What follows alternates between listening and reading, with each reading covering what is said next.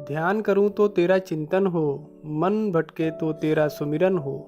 चलूं जिस राह पर भी मैं हे भगवन, उस राह पर तेरा ही दर्शन हो। ओम नमः शिवाय।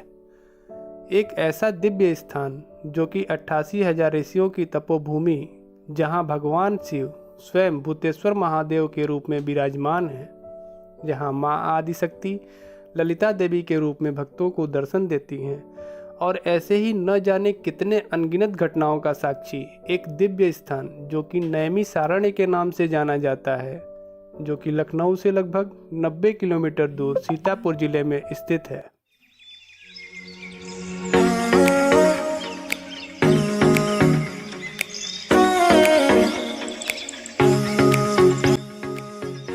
Hello friends, welcome to our channel.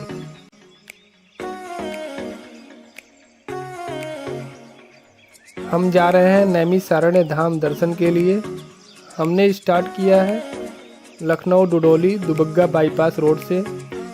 यहाँ से लगभग 50 किलोमीटर सीतापुर रोड पर बीकेटी होते हुए इटौजा टोल से सिधौली तक सीधे जाना है, और वहाँ से लेफ्ट मुड़ने के बाद लगभग 40 किलोमीटर और चलने पर हम नैमिषारण्य धाम पहुँच जाएंगे।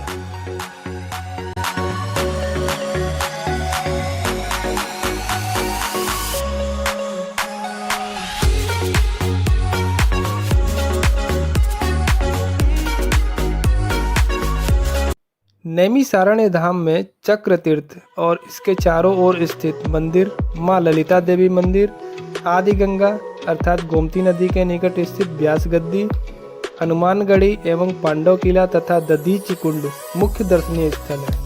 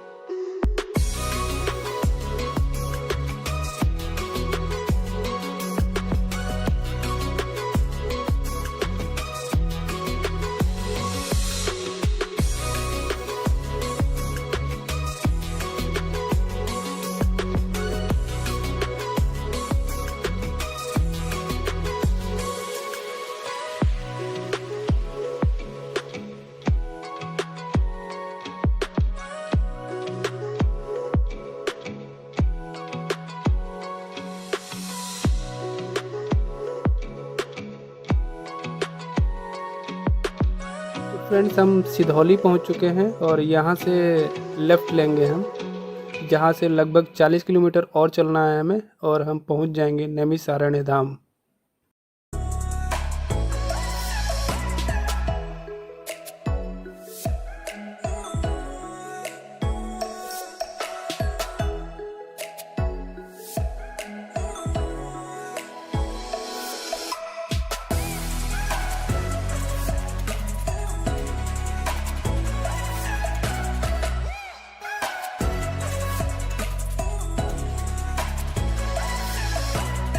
तो यहाँ पर जैसा कि बोर्ड पे लिखा हुआ है, नैमिषारण्य धाम लगभग 10 किलोमीटर और है, तो आगे से हमें लेफ़्ट लेना है और 10 किलोमीटर और कंटिन्यू करेंगे। ये है कल्ली चौराहा, थाना कोतवाली मिश्रित, जनपद सीतापुर। यहाँ से थोड़ा ही आगे जाकर हम लेफ़्ट मुड़ जाएंगे।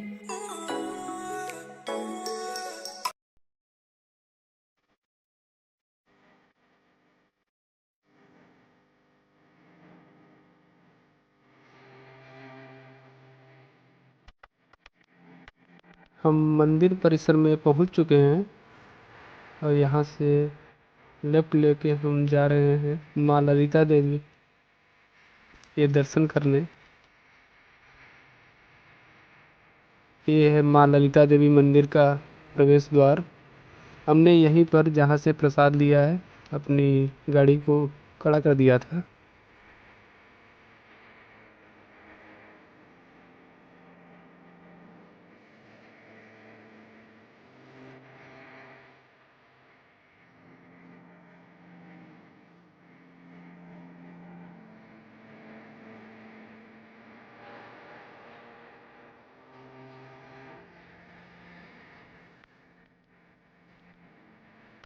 ओम सर्वमंगल मांगल्ये शिवे सर्वार्थ साधिके शरण्ये त्र्यंबके गौरी नारायणी नमोस्तुते।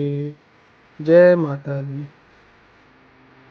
हे माता सबका कल्याण कीजिए।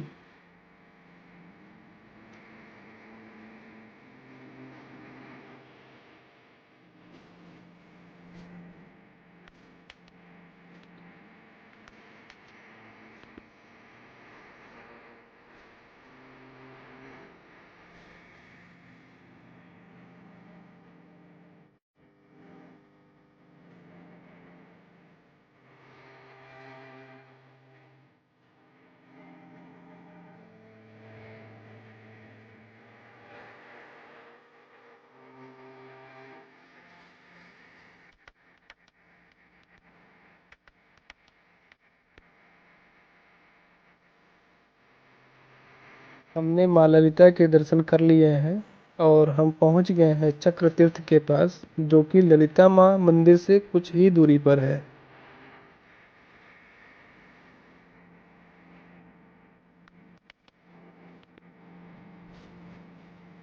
चक्र तीर्थ के निकट ही भूतेश्वर नाथ नैमिष के 33 करोड़ देवी देवता व 88,000 ऋषि मुनियों के रक्षक हैं। इस शिवलिंग का दिन में 3 बार रूप परिवर्तित होता है। सुबह बाल रूप में, दोपहर रौद्र रूप में और शाम को दयालु रूप में दर्शन होते हैं। इनके दर्शन से श्रद्धालुओं की सभी मनोकामनाएं पूरी होती हैं। हे बाबा भूतनाथ, गिरजापति, भीमाशंकर, भोलेनाथ, विष्णु वल्लभ, महाकाल, नटराज, उमापति, कैलाशपति, रुद्रनाथ, विषधारी, नीलकंठ, बाबा हम सब भक्तों का कल्याण करें।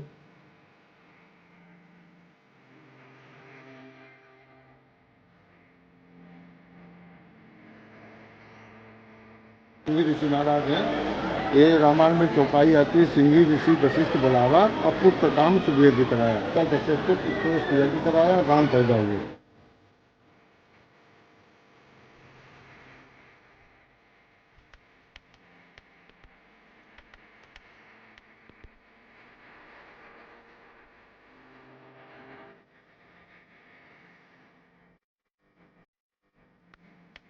ऐसा कहा जाता है कि एक समय दैत्यों के भय से दुखी होकर ऋषिगण ब्रह्मा जी के पास जाकर कहने लगे, हे सृष्टि रचयिता, धरती पर किसी ऐसी जगह के बारे में बताएं जहां पर हम बिना किसी डर के धर्म कार्य और तप कर सकें। तब ब्रह्मा जी ने अपने तपोबल से सूर्य के समान तेजपूर्ण चक्र प्रकट किया। ऋषियों से कहा, आप इस चक्र का अनुसरण करें। जहां इसकी नेमी अर्थात धुरी भूमिगत हो जाएगी, उसी स्थल पर निवास करें। चक्र की गति बहुत तेज थी। एक सरोवर के पास जाकर वह उसमें लीन हो गया। कुछ लोगों का कहना है यहाँ पर भगवान विष्णु का सुदर्शन चक्र गिरा था, इसीलिए इस सरोवर को चक्र तीर्थ के नाम से जाना जाता है। ऐसा माना जाता है कि चक्र तीर्थ के सरोवर में पाताल लोक के अच्छे जल स्रोत से जल आता है। आप सामने में देख रहे हैं भगवान का ब्रह्म कुंड है। 88,033 करोड़ देवी देवताओं ने यहीं पे बैठ के तप किया है। भगवान ब्रह्मा से प्रश्न किया, हमें कोई ऐसा स्थान बताएं जहाँ पे हम तप और यज्ञ कर सके। भगवान ब्रह्मा ने अपने मन के द्वारा एक चक्र की उत्पत्ति की, जो कि पृथ्वी पूरे भारतवर्ष में घूमता हुआ है। उसको कहीं पवित्र स्थल नहीं मिला, वो नैमी सारण मिला। नैमी बोलते हैं भूमि को, आरण्य बोलते हैं जंगल को। जब भगवान का चक्र यहाँ पे गिरा तो चक्र की जो नेमी थी वो शीर्ण हो गई, जैसे तो पूरी पृथ्वी में जल ही जल हो गया नेमी शीर्ण होने से। तो 88,000 ऋषि थे, वो पुनः फिर पहुंचे भगवान ब्रह्मा के पास। उन्होंने कहा, हम यहाँ पे पूजा पाठ करना चाहते हैं, आगे कलिकाल कलयुग आ रहा है, कैसे हम पूजा पाठ करेंगे, वहाँ तो जल ही जल है। उन्होंने कहा, मैं शक्ति दे सकता हूँ, मैं शक्ति छोड़ सकता हूँ, उसको वापस नहीं ले सकता हूँ, आप माता के पास जाइए।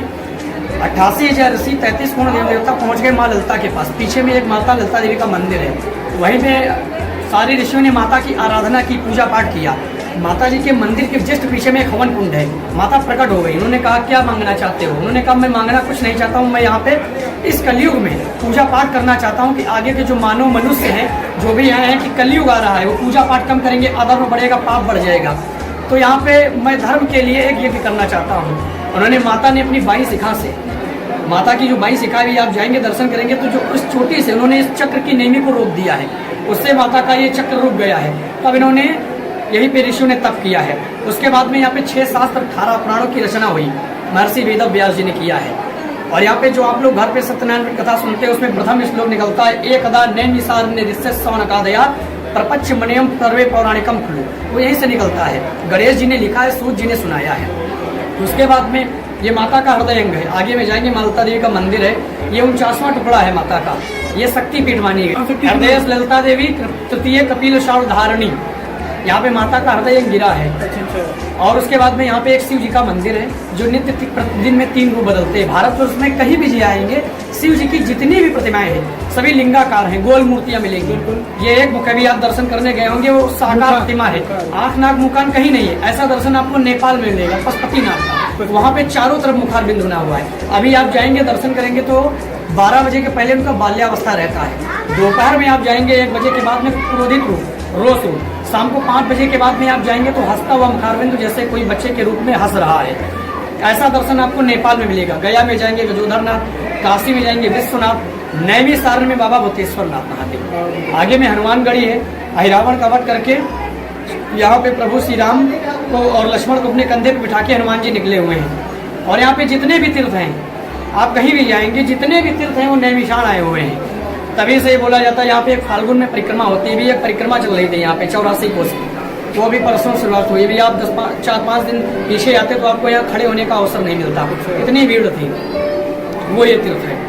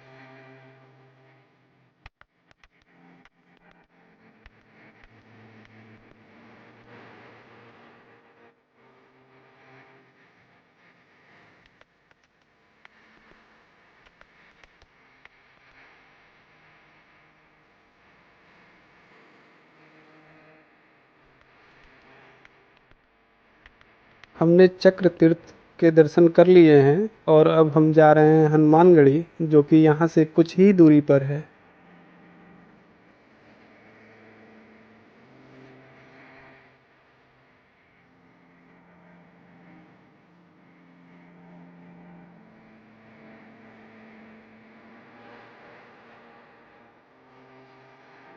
तीर्थ वर नैमिष विख्याता, अति पुनीत साधक सिद्धिदाता।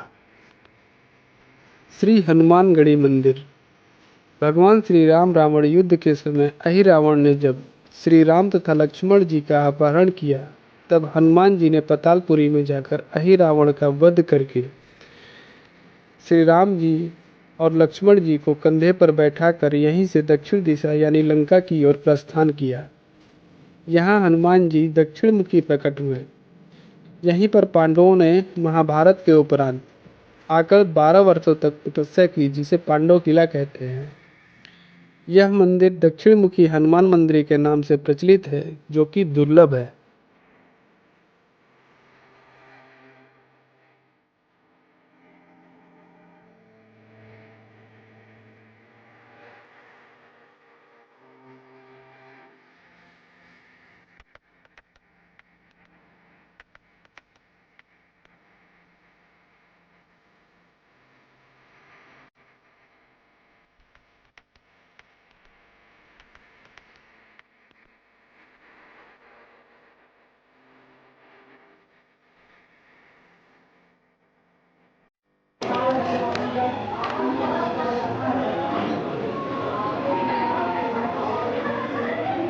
दर्शन करें बाबा का, अपना अपना सहयोग प्रदान करते चले।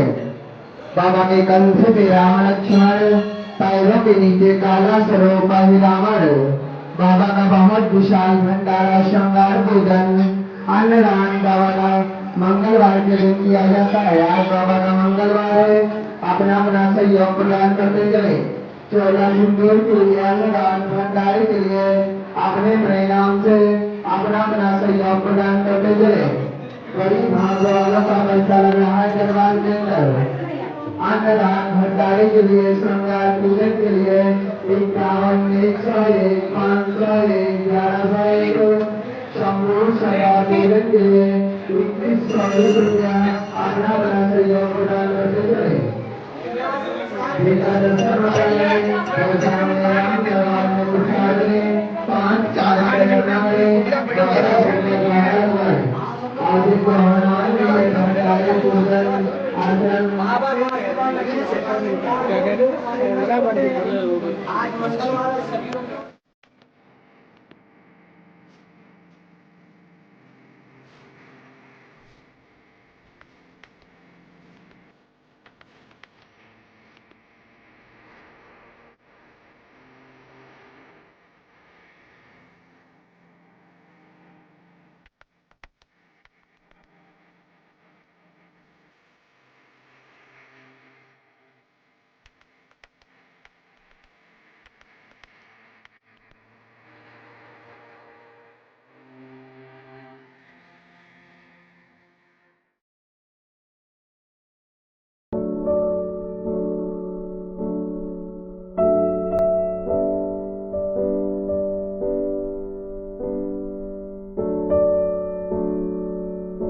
चार वेद, 6 शास्त्र, 18 पुराण एवं गीता महाभारत ग्रंथ उद्गम स्थल, महर्षि वेद व्यास तप स्थान, व्यास गद्दी दर्शन।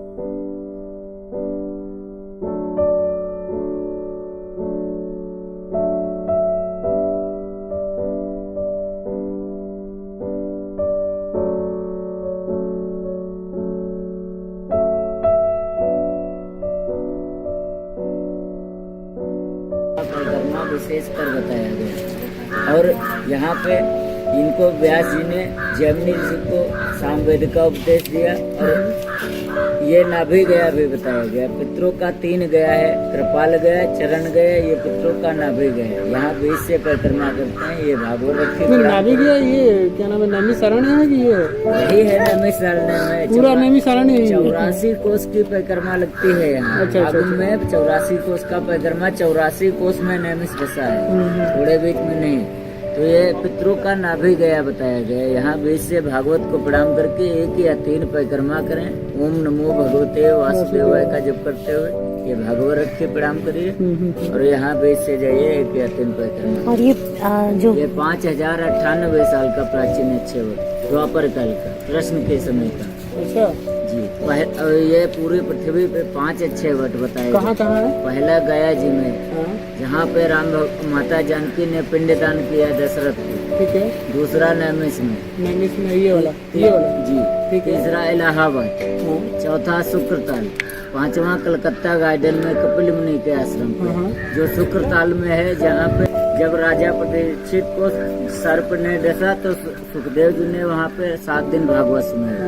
और कलकत्ता में जो है कपिल मुनि ने अपनी माता को 7 दिन भागवत सुनाया। ये 5 वृक्षों को माता जानकी का आशीर्वाद है कि तुम दीर्घायु रहोगे। जब ये दुनिया धरती नष्ट होगी तभी तुम नष्ट हो गए। और ये भी आशीर्वाद दिया इनको कि तुम्हारी जो भी मनुष्य परिक्रमा करेगा उसके रोगों दुखों का निवारण होगा और छोटे मोटे जो पाप लगेंगे उसका उद्धार होगा।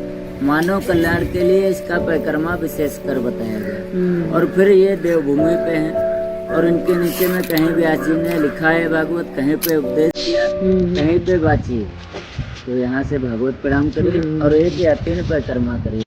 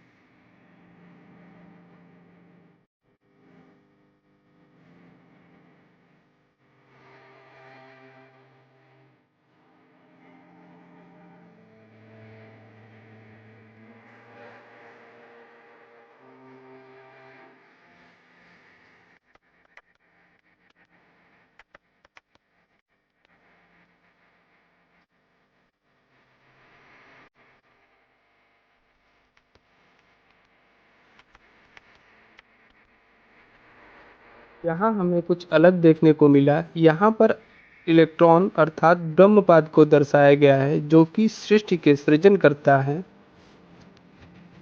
प्रोटॉन अर्थात विष्णुपाद जो कि सृष्टि के पालन करता है।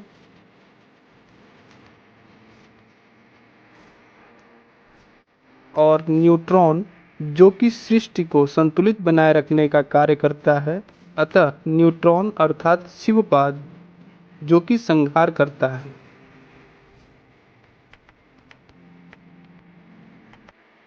अब हम श्री दधीची कुंड के लिए प्रस्थान कर रहे हैं जो कि व्यास गद्दी से लगभग 11 किलोमीटर की दूरी पर है। वहीं पर भगवान इंद्र ने वज्र निर्माण हेतु भगवान दधीची से अस्थियों का दान करने की प्रार्थना की थी और भगवान इंद्र की प्रार्थना पर भगवान दधीची ने अपनी अस्थियों का दान दे दिया था।